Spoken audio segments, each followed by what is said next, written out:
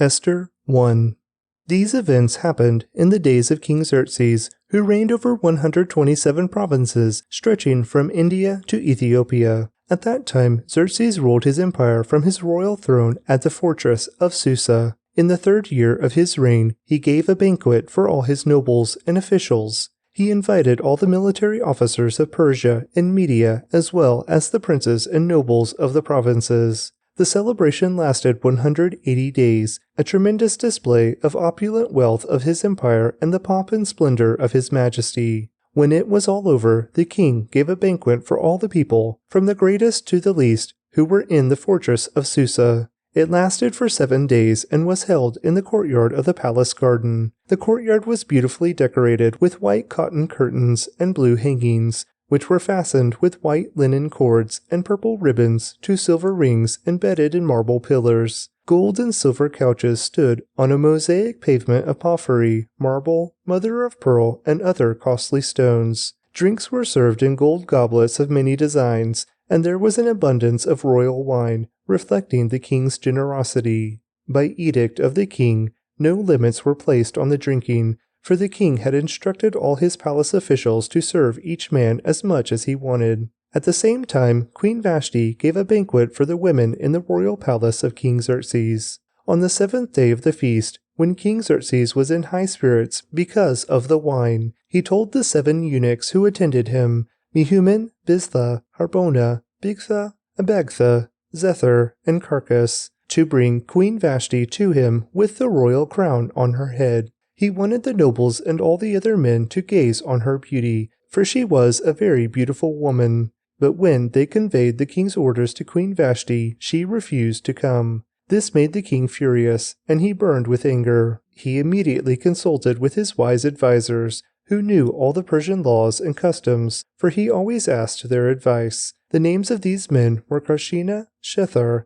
Admatha, Tarshish, Meres, Marsina, and Memucan, 7 nobles of Persia and Media, and they met with the king regularly and held the highest positions in the empire. What must be done to Queen Vashti? The king demanded. What penalty does the law provide for a queen who refuses to obey the king's orders, properly sent through his eunuchs? Memucan answered the king and his nobles. Queen Vashti has wronged not only the king but also every noble and citizen throughout your empire. Women everywhere will begin to despise their husbands when they learn that Queen Vashti has refused to appear before the king. Before this day is out, the wives of all the king's nobles throughout Persia and Media will hear what the queen did and will start treating their husbands the same way. There will be no end to their contempt and anger. So if it please the king, we suggest that you issue a written decree, a law of the Persians and Medes that cannot be revoked. It should order that Queen Vashti be forever banished from the presence of King Xerxes, and that the king should choose another queen more worthy than she.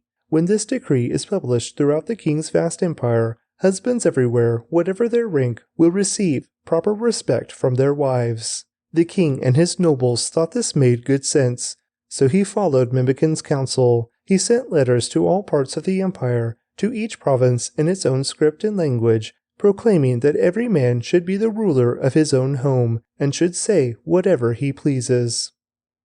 Esther 2. But after Xerxes' anger had subsided, he began thinking about Vashti and what she had done and the decree he had made. So his personal attendants suggested, "Let us search the empire to find beautiful young virgins for the king. Let the king appoint agents in each province to bring these beautiful young women into the royal harem at the fortress of Susa.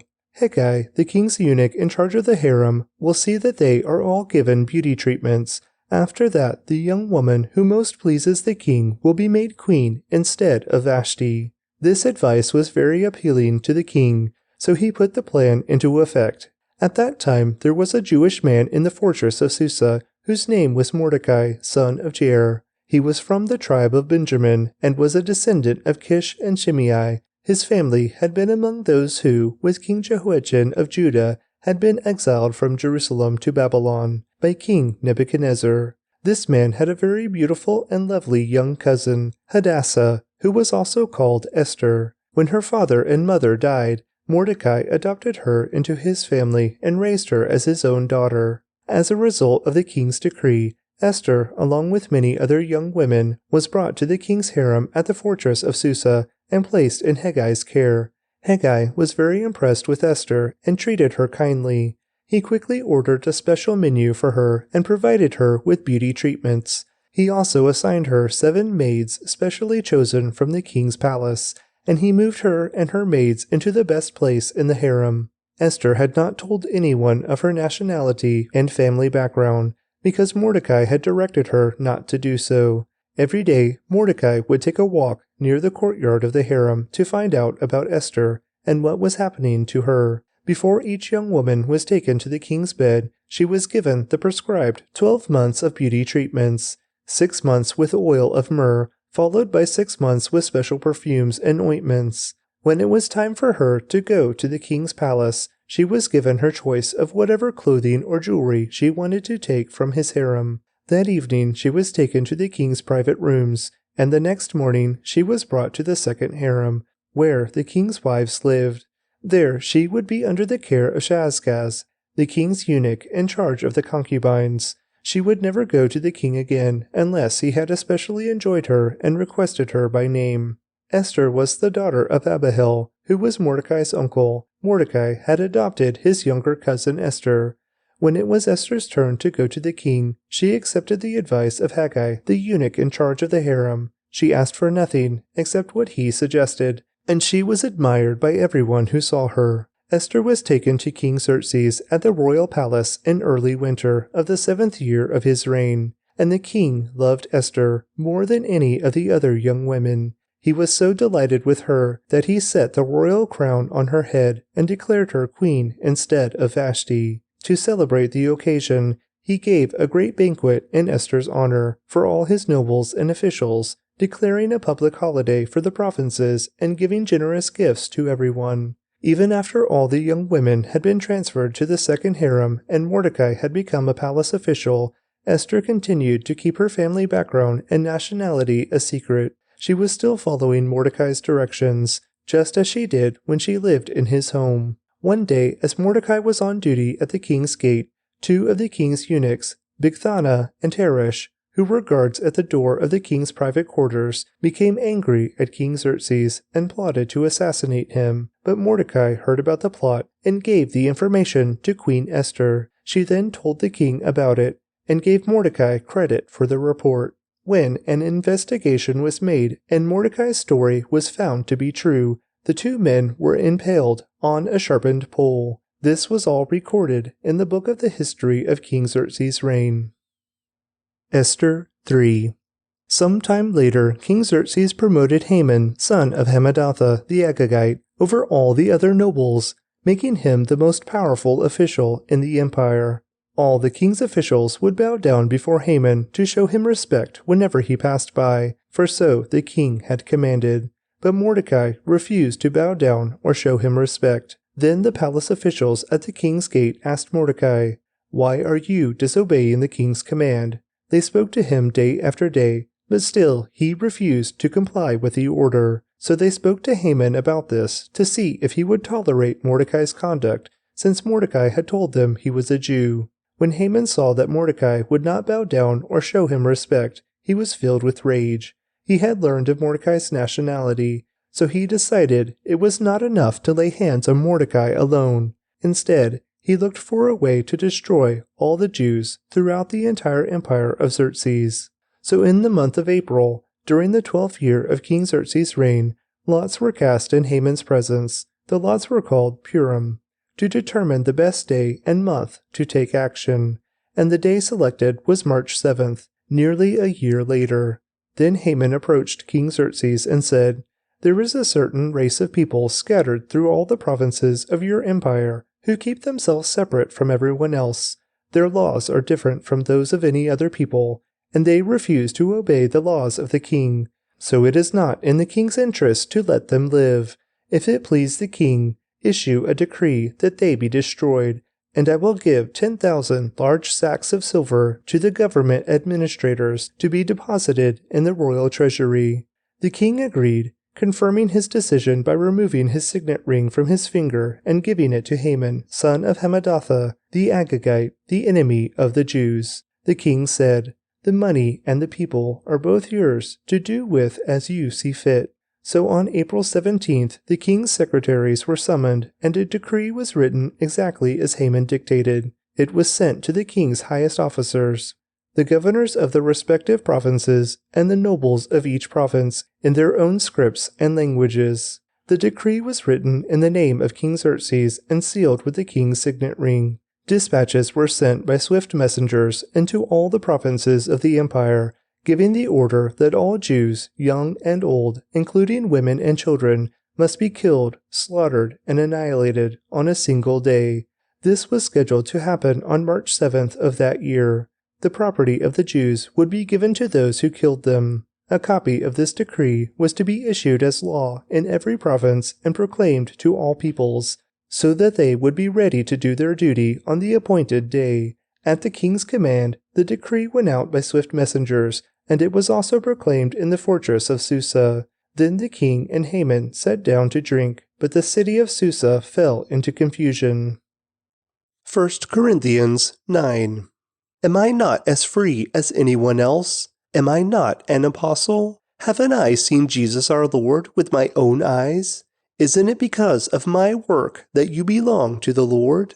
Even if others think I am not an apostle, I certainly am to you. You yourselves are proof that I am the Lord's apostle. This is my answer to those who question my authority. Don't we have the right to live in your homes and share your meals? Don't we have the right to bring a believing wife with us as the other apostles and the Lord's brothers do, and as Peter does? Or is it only Barnabas and I who have to work to support ourselves? What soldier has to pay his own expenses? What farmer plants a vineyard and doesn't have the right to eat some of its fruit?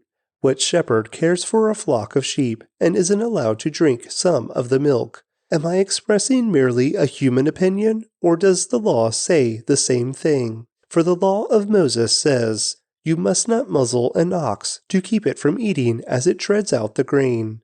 Was God thinking only about oxen when he said this? Wasn't he actually speaking to us? Yes, it was written for us, so that the one who plows and the one who threshes the grain might both expect a share of the harvest. Since we have planted spiritual seed among you, aren't we entitled to a harvest of physical food and drink? If you support others who preach to you, shouldn't we have an even greater right to be supported? But we have never used this right. We would rather put up with anything than to be an obstacle to the good news about Christ.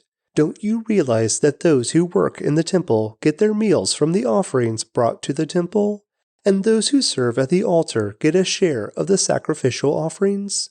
In the same way, the Lord ordered that those who preach the good news should be supported by those who benefit from it. Yet I have never used any of these rights, and I am not writing this to suggest that I want to start now. In fact, I would rather die than to lose my right to boast about preaching without charge.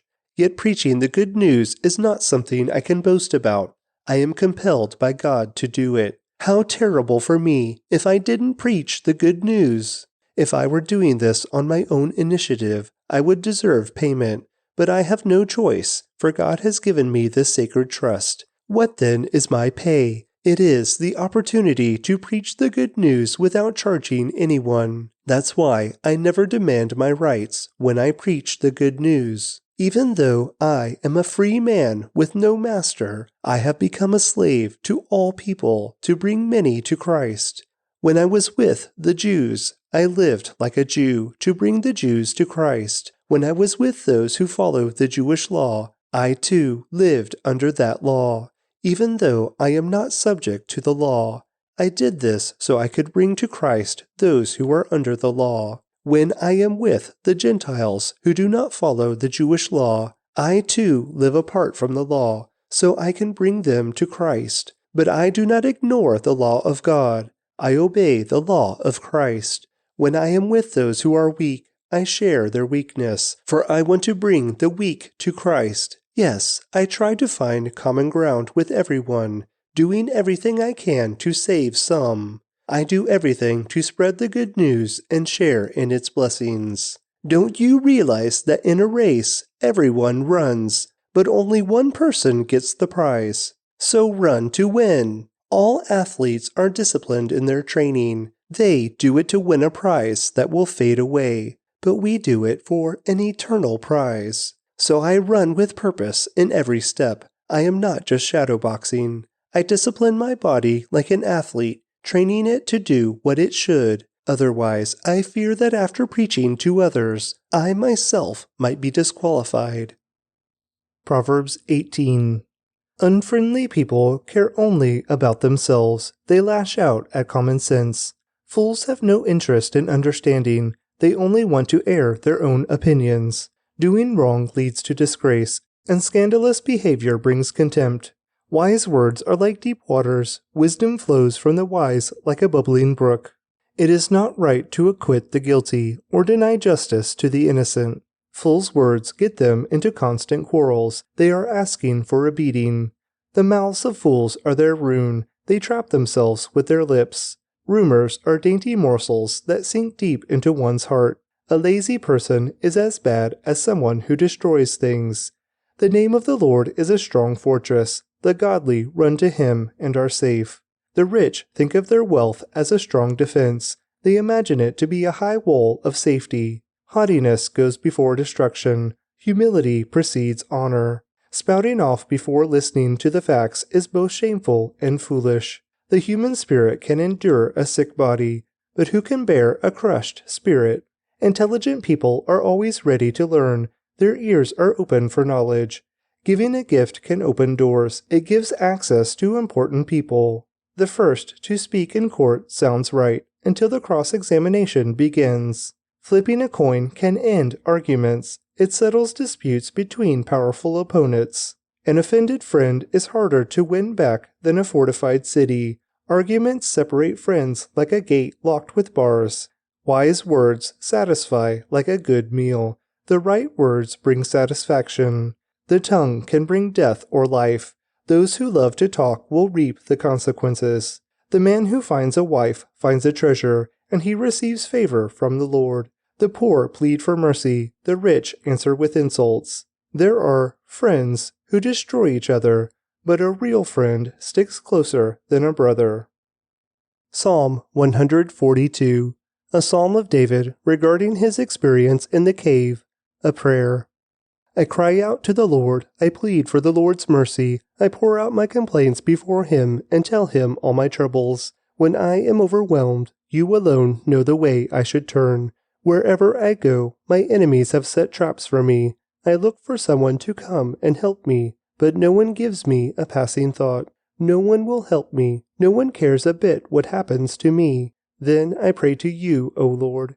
I say, you are my place of refuge. You are all I really want in life. Hear my cry, for I am very low. Rescue me from my persecutors, for they are too strong for me. Bring me out of prison so I can thank you. The godly will crowd around me, for you are good to me.